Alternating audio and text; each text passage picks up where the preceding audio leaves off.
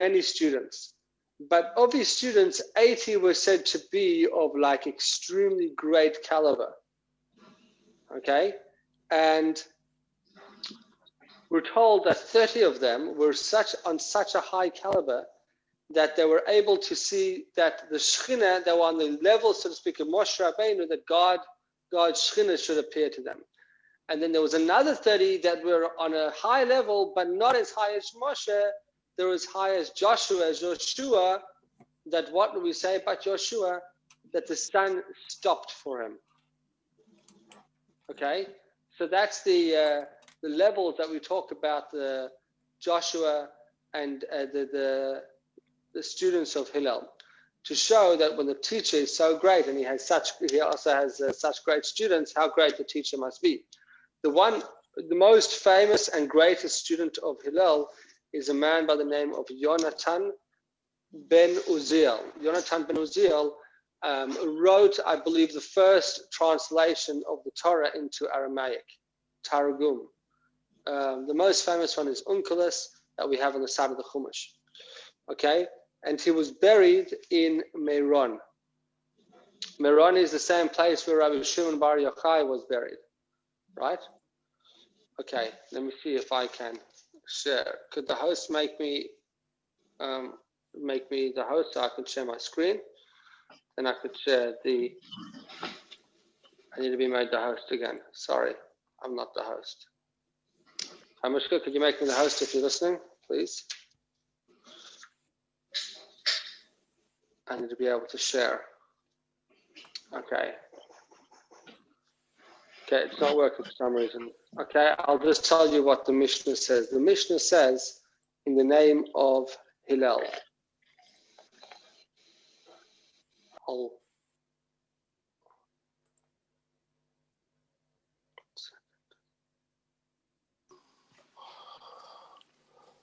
Okay, it's Pirkei Avot, Ethics of Our Fathers,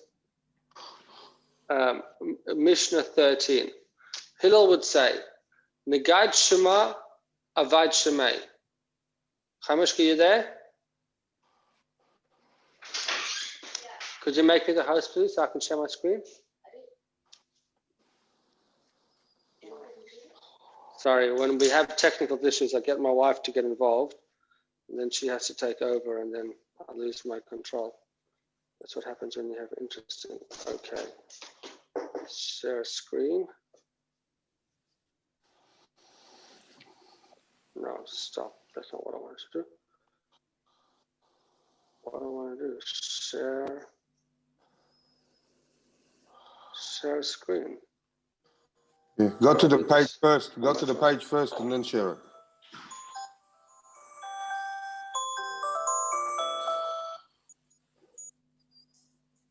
No. Oh, okay. Mishna 13 or 14 did we say? You say Mishna 13 or 14? Mishna 13. Share photo document screen. Start now. Okay, now it should work. Let's see if it works. Could you share? Are you seeing my screen? Now we can, yeah. Did you see? Yep. All right, sorry. It's all about the fun and games of doing things on a phone when you're not used to it. Oh, there you go. No worries, you're doing good. All right. Thank you. Appreciate the also got it up on my screen. Oh, beautiful. Okay, so he would say, Hu haya omer, Negad Shema Avad Shemay. One who advances his name destroys his name. One who does not, say the Udulam Mosif Yosef. So what does it mean? The first thing we're going to say, I gave the title of today's discussion, How to Ruin Your Name. He says the way you ruin your name is if you try to advance your name. If you're all about becoming famous, you go on all these reality TV things or whatever it is. It's all about who wants to become famous. Now he says if you're obsessed with becoming famous, that's how you ruin your name. But we're going to talk about that on a much lower, simpler level as well. It says, when does one, or the Mosif Yosef, if you don't add. What's he talking about? His increase in your Torah study. If you don't continuously study Torah, you will diminish. And then u'delo yalif katala. If you do not teach, then you are deserving of death. Sorry, so if you don't learn, and udishtamis besaga cholov, and you make personal use of the crown of Torah shall perish. So what does this mean? I'll give you the basic understandings, and then we'll go into the details. The basic understanding is a very, very powerful statement. I would say that this is one of the most, at least the first line is one of the most crucial parts of Hasidic teaching, is that if it's all about you, then you end up destroying yourself. But if you're all about others, then you end up really adding. To Lo Mosef Yosef, he says, if you want to, the problem is like this. If you're going to be all into your own name and you study Torah because you want to become this great big genius or whatever it is, what's going to happen? And you're doing it because you're trying to show off, you're going to destroy. But then you're going to say, okay, well, if that's the case, maybe I shouldn't learn. So then he says, no, if you don't learn, you will decrease. And if you don't learn, then you're obligated, then you could be liable for the death penalty because you need to study in order to learn. And then he says, if you don't teach other people, you're also deserving of death. So you have to do, on the one hand, you have to learn. You have to learn a lot. You still have to make sure that your learning doesn't make you arrogant. But if you worry that through learning you're going to become arrogant, nevertheless, it's much worse, because if you don't teach and you worry about not learning, you will forget your study, and you will cause death in the world by not teaching, which is even worse than becoming arrogant. So that's Hillel's teachings about the importance of this idea. Rabbi, can I ask you, when they say death, what kind of death do they mean? Spiritual death. That's what they mean. They mean spiritual death. What is spiritual death? Spiritual death. So let me explain to you what he's saying. So okay, there's two parts that I want to talk to you about. I'll jump to the death part of it because you asked about it. According to Torah, we say that the Torah is Kihem Chayenu v'Yorach Yameinu. The Torah is the source of life. It's God's wisdom and will. It's your life. And if you look at the Torah as a life source, as it's your spiritual life, and you would look at spiritual life to be more important than physical life, why is spiritual life more important than physical life?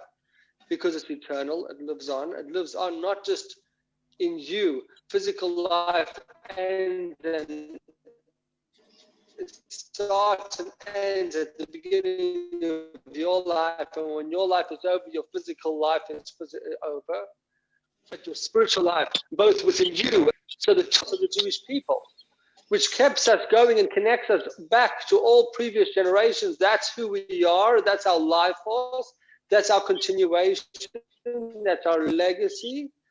That will continue from Moses all the way till now. That is an ongoing life chain. If we stop the Torah, it's dead. That continuation, all that we become is just physical people. But not only that, so we will live as our souls when we physically die. We continue to live when we live the life which is in tune with the Torah. That's what it's saying. And not only that, but our teachings and our methodology and our way of life also will continue to live on. That's what else it is saying. Okay? Thank you. So that's the, hopefully, no, why is that not working? Okay. Just for the recording, I had to change one of the settings. Okay, so that's the answer to that question. But before we get into that question, I want to talk about how to ruin your name. There's a fascinating thing with Pirkei Avot, which is that each of the Mishnot are mentioned by a person. And these become like one of the crucial life lessons that this person taught. Now, what's fascinating is that Hillel was said to be one of the most humble of all people. So if he's such a humble person, why does he teach this little teaching about humility? About if you try to become great, you will lose it. So Hillel learned this the hard way, in a sense, because we know that Hillel was so humble. So therefore, he spoke about being humble. He doesn't say, oh, it's so important to be humble. What he does say is that if you try to become famous or you try to build out your ego, that's when you're going to lose it. Why does he say that if he was such a humble person? We described his humility last week. And the answer for that is that when the way that Hillel became the leader of the people is because the 1 year Pesach fell out on a Sunday, which meant that the Paschal sacrifice, the Korban Pesach, had to be brought on Erev Pesach, which was Shabbat. And it hadn't happened for quite a few years, and they weren't sure. The rabbis at the time couldn't remember. It was a time when the Torah, the oral Torah, was still not written down yet. And the teachings, they couldn't remember exactly how it was supposed to be brought, because you have issues of bringing certain sacrifices, especially it's a sacrifice that is brought by the entire nation, thousands of sacrifices on the same day. And then you have the problem of the knives, which are going to be carried to be slaughtering these animals. How do you get that all to the temple? That was the question. And nobody could remember the answers to these questions until came Hillel. And Hillel said that the answer to the question is, watch the people, you'll see that you can do it. And what the people did is that they stuck it between their horns, and then Hillel told them how to do it, and he reminded them of the tradition that had been taught by the previous leaders, Shmaya and Avtalion. And then they realized that this man, Hillel, knows more than all the other rabbis. And therefore, even though he isn't been a descendant of one of the previous leaders, he deserves to become the leader of the Jewish people. So immediately he was appointed as the Nasi, as the leader. When he becomes the leader and he goes over all the laws, in the middle of his talk, he rebukes the people for not having listened properly to their teachers, Shmaya and Avtalion. When he rebukes them, what was understood or taken out from that is a little bit of arrogance that I did learn that way. And almost as though subtly he was lifting himself up at the time that he was lowering them. They're saying, you didn't listen well enough, but I did, even though he never said that. So Hillel was so conscientious of the fact that he had lifted himself up, but we're told that as a punishment for that, he actually forgot the law in numerous cases. Until afterwards he prayed and he remembered them. But as a punishment, or what did Hillel learn? His lesson was that you could be such a humble person, but if for one moment you're lifting yourself up, and at the expense of others, or to try to push yourself up, it actually ends up being to your detriment. So that's the connection to Hillel and this specific, why he found it so important. Now, when we talk about this topic, we could talk about it literally for hours, because this is the concept of bittul, humility, which is literally an unending topic within Judaism. If you were to look at Hasidic teachings, you would see that this is one of the most central ideas, which is, if Judaism is focused on you and it's all about you, then you become what's known as a tzaddik in pelts. A tzaddik in pelts, and we could talk about this literally for tens of hours, because there's so much written on the topic. Not that I have all that knowledge, but I'm just telling you how vast the subject is. A tzaddik in pelts is a person that puts on a fur coat when he's cold. So we call him a tzaddik with a fur coat. Why? Because all he cares about is himself. But someone that cares about others, he will go and he will light a fire and warm up the entire room. In other words, he'll turn on a heater, not just taking care of himself. He'll take care of the others. But that's one idea. The other idea is that when you have this idea of humility, humility is an acceptance that other people have what to give and you have what to gain, you become a conduit for godliness. You become a conduit for the infinity, for infinite powers. So right now, as a person, if you're all in it for yourself, you are limited to your own capabilities. You can only do what you're able to do.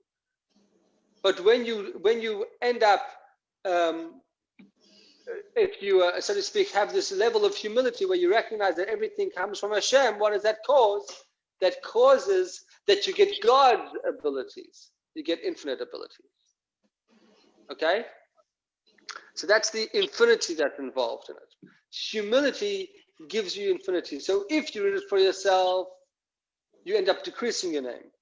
But when you're in it for others, then you're able to actually gain much more. You know, there's a great story of in the early times, 1600s, before like the early ages of the Hasidic movement, where they were very big into this concept of humility and always has been.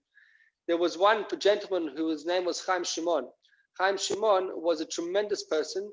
As a boy of something like 8 years old, he had literally saved his town, a story for another time, but from terrible libel, and single-handedly he had saved it. And he had what to be very proud of. But he went on, and as an adult, the thing that he abhorred more than anything was people that were egotistic. And at the time, there was a big problem amongst scholars, amongst the rabbis or scholars. I wouldn't call them rabbis, but the scholarly people, that it was all about showing off how much you knew. And it was always about debating with other people about your knowledge and finding ways to have discussions and to show who was wiser. And to a certain degree, where people would almost flaunt their talent and their wisdom, and they would have nothing to do with simple people. It was beyond them. And he couldn't stand this. This is one thing he couldn't stand. As a matter of fact, at the one time, there was an old senior rabbi who was very respectful, a tremendous scholar, that had said, that somebody had said, we've got to have respect. This rabbi's walked in. He has been studying in seclusion for 42 years. And he says, no, it wasn't 40. It says the old rabbi, it wasn't 42 years, it's 47 years that I've been studying in seclusion. And this young Chaim Shimon, he couldn't handle it. He says, even if it's coming from a tremendous scholar that I have to respect, that I don't accept. He could not handle people being egotistic. And there's many stories that are written in the book by the Sefer HaZichronot, which is a book written by the previous Rebbe about all these people. And he's written a whole bunch of stories that I recently have been reading about this man. So one of the stories that he once did, one Simchat Torah, he played a trick on the scholars. He was becoming involved in the Hasidic movement, and he recognized the importance of humility. So he made an announcement. He went up to the Gabbai and he said, I want you to give one of the hakafot, one of the abilities to carry the Torah around. I want you to give it, announce that all the scholars and the most humble people should come up and take a Torah. And a bunch of humble people came up, quote unquote humble people. And afterwards he said to them, you only came up fourth. Obviously you're not that humble. The guy says, no, really I'm the most humble, but I didn't want to jump up. And he got into, you look back at it and we laugh. They say a story of a man that walks into a shul where there's a bunch of people, a bunch of scholars sitting around, and they're all saying, I'm the humblest of all people. I'm a nothing. I'm so. And then he goes, the other guy says, no, I'm even more of a nothing, and I'm totally nothing. And then he hears like a bunch of scholars all talking about how they're nothings and how they're really, totally ignorant. And then this one simpleton comes in, he sees all the scholars saying, are they nothing? He thinks, I'm definitely a nothing. If these people are nothing, I'm definitely a nothing. So he goes up and he joins them and he says, I'm a nothing. And they say to him, who are you to say that you're a nothing? So this is unfortunately a very terrible thing. It's also what we see at the end of the Mishnah, if you use the crown of Torah, you deserve the death penalty. In other words, because you're using it not for the sake of the study, you're using it in order to flaunt your knowledge or whatever it is. But at the same time, it says beforehand, if you don't increase your study of Torah, then it's going to die out. And if you don't teach others, then you're liable to the death penalty. Because if you can't deprive it from people. So there's a story with the Mittler Rebbe, the second Chabad Rebbe, where one person came up to him and he said, the more I teach, the more egotistic I become. And the Mittler Rebbe said, and he used to teach, go around preaching Chassidus, and he was an incredible explainer and elaborator of these deep concepts. And people loved it, and he got lots of honor as a result. So he told the Mittler Rebbe, this honor is going to my head, I'm going to stop teaching. And the Mittler Rebbe's reply to him was, Zwiebele sollst du werden, aber Chassidus sollst du chazren, which means you'll become an onion. I don't mind if you, in other words, it's bad, don't become egotistic, but if that's what it costs in order for you to teach, so be it. In other words, it's more important to teach than to worry about it. But still, as a prerequisite, remember that it shouldn't be making you egotistic.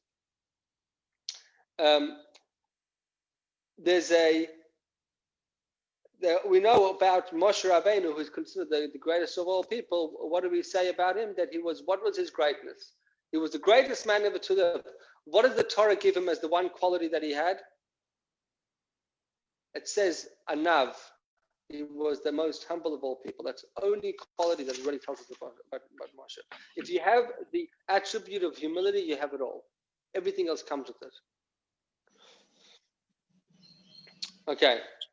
I want to, how are we doing for time? We're running out of time a little bit, but I want to talk a little bit about the rest of what we discussed in this Mishna. The second part that we discussed in the Mishna is that it says over there that if you don't teach, it's like death. So this was the question that Fritz asked over there at the beginning, that if we think about it, if we look at the Torah, the way the Torah wants us to perceive it, that God says that this is our life force, so therefore you cannot take a break from it. What it means is that imagine you decided to take a break from life from one day. You can't, because you can't take a break from air for a day. That's what you need to survive. As Jewish people, and that's what Hillel is trying to teach us, that as Jewish people, we need to study something of Torah every single day, because this is our life force. And that's why he's telling us it's so important that every day we study, we increase, because if we don't increase on a regular basis, then we lose. The more we study, what does it do? You think, oh, I'm just adding, I already know certain ideas. No, the less we study, the more we forget. And not only that, the more we study, the more it improves our understanding of that which we already knew. You know something and you build on it. You learn something totally different and you suddenly figure out how it's connected. And it constantly reminds you, in Torah, everything is interconnected. So the more you study something, and even if it's totally different topics, the more you build on things that you've studied in the past. The more break that you have from your study, the more you forget. And we're told about this, we're going to talk about it in Pirkei Avot soon, by a man by the name of Elazar ben Arach, who was said to be one of the greatest students of Rabbi Yochanan ben Zakkai. And he decided for a certain amount of time, he ran away with his wife, because people were bothering him, so he went kind of on a holiday. And he was the wisest man of his time. He was the wisest man, but because he went on holiday and he kind of took it easy, he went to a town, he went down to the Jews, he wanted people to stop bothering, he forgot it all. And he wanted one day to go and visit his friends, the rabbis. But his wife said, no, you were the greatest greatest students of Rabbi Yochanan ben Zakkai. You were the greatest scholar of the time. They must come to you. And he waited, and he forgot everything.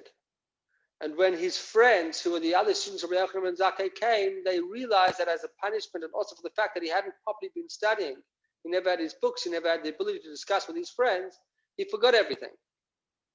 And they were terribly disappointed.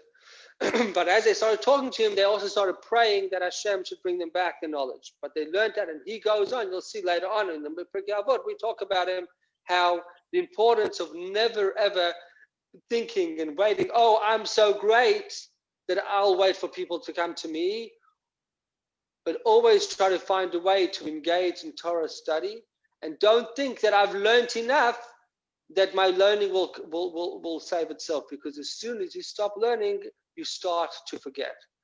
But when it works in a, I don't know what the right way is, but if you're like going up an escalator, if you just stand still, you'll go downwards. But when you're going up, it pushes you. If you're going in the up direction, you get pushed more than you're going. Why? Because everything else that you've studied comes along with you. So it's not just what you're studying right now, but all your other previous teachings and everything else that you've learned in the past also gets elevated. You have a deeper understanding. The more you study, the more you retain, the more you understand, the deeper your previous knowledge becomes. And not only you don't forget, but the greater your knowledge will become in general. So it doesn't only add in what you know now, it adds in everything else you've learned in the past. So you lift everything else up. There's a story of a guy by the name of Rabbi Tarfon. He was one of the great sages of the Talmudic era, where he owned lots of fields. And once he was in one of his fields, and he started eating from some of his fruit. And the watchman, the guard, had never really dealt with the owner directly. And he started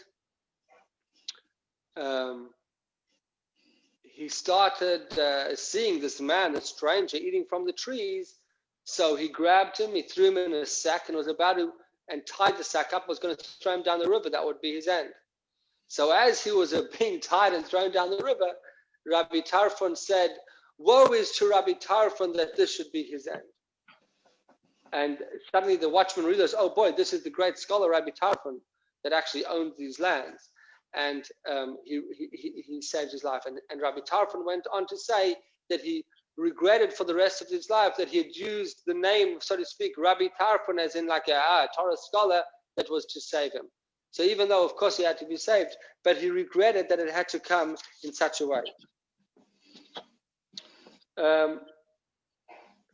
There's a lot more we could discuss on this, but I think the time is up, so we'll leave it now for questions or comments. So that's where we'll be. Rabbi, if I may ask a question. Yes. At the very start of the Mishna, there it talks about like it assumes the importance of retaining a name or growing a name as a priority. Why is it important to do that?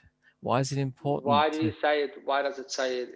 It says the total opposite. I have the total opposite understanding of you. Really? Because it talks about diminishing a name, right? Is the risk of diminishing? Says if you're trying to increase your name, you will ultimately diminish your name. But if you don't try to increase your name, you just do good, and that's what it's saying. You will ultimately increase your name. Why? But why is that important? Why? It's not saying that it's important. It's not exactly. It's saying the total opposite. It's saying it's not important. Don't bother about it. It's saying that if it's something that you want, then the way to get it is not by trying to make it happen. Why it's is by it doing the right thing. It's by the opposite. Why should anyone want that? 100%. That's exactly what it's telling you. It's appealing to you not to want it and not to try to pursue that, because it ends up backfiring. But if you do what you have to do, but on the other hand, you've got to teach. You have to also influence. You have to also give. And when you do it for the right reasons, not in order to show how great you are, so to speak, then you will be successful. And is success defined as people knowing your name? No, you'll be successful whatever you achieve, but the outcome will be that you'll have left an imprint. But the imprint can be anonymous. 100%. And it may be anonymous imprint is even more worthy. 100%. It's not at all talking about. It's not at all talking about what if it's virtuous to have a name or not. It's actually saying that trying to have a name is not virtuous. That's all it is saying. It's not saying that you should. It says that the way it works, that when people try to build a name for themselves, they end up doing the opposite.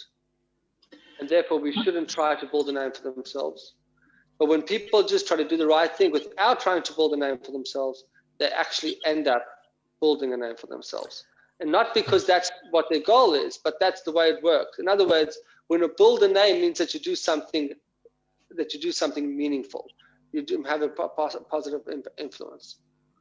I guess if I just could butt in, I think the answer in different words is the purpose of life is to do mitzvot. And the aim is to make a good name for yourself in the eyes of God. And therefore it can be without a name here on earth, but in the name of, or in the view of God. Your purpose is to do lots of mitzvot. And teaching Torah is just one of the options you have. Doing good to other people is another one. Visit, whatever. Yeah, all those things, 100%. It just gives the example of teaching Torah because people, I suppose, we're concerned about that.